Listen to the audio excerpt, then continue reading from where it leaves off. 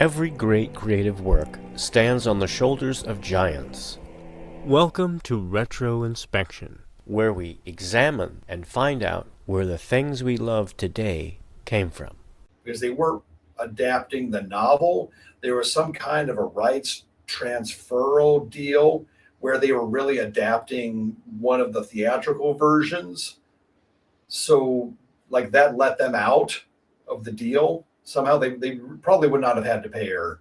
They probably didn't have to pay her then, but it never got to actual court.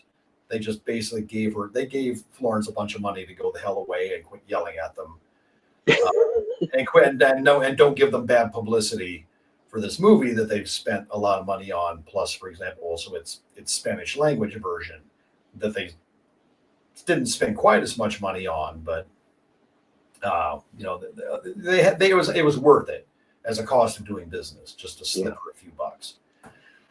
So, but Nosferatu does ultimately survive as a film we can watch today. Go to archive.org and pull it down off of there.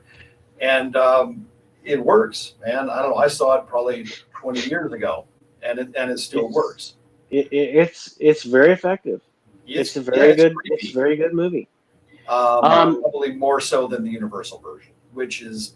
Well, Universal a couple of years ago released their restored version, which is just beautiful. It is a beautiful version. It looks fantastic. It sounds fantastic. It is not the Dracula from the. It is the Dracula from the book, but it is not the book.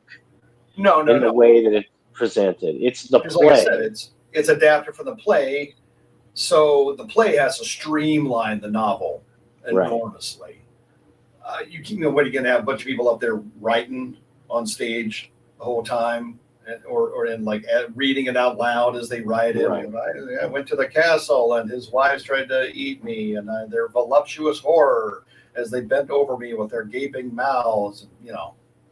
So in its defense, it's different.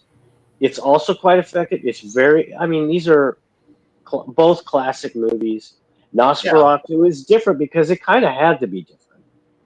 And it takes kind of more creepier liberties with the character of Dracula. Yeah. So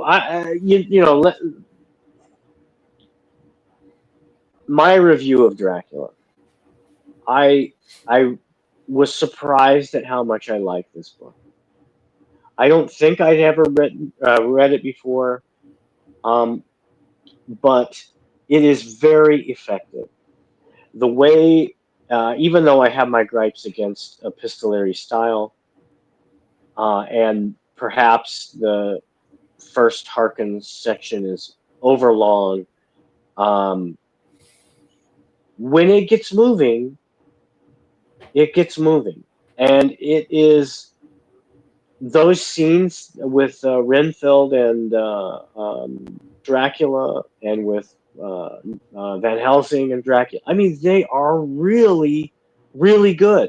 And Dracula himself, especially in the description, when Mina, maybe it is Mina, talking about how Dracula is, doing his seduction of her, and the way he looks, and the way how menacing he is, it got me. It was.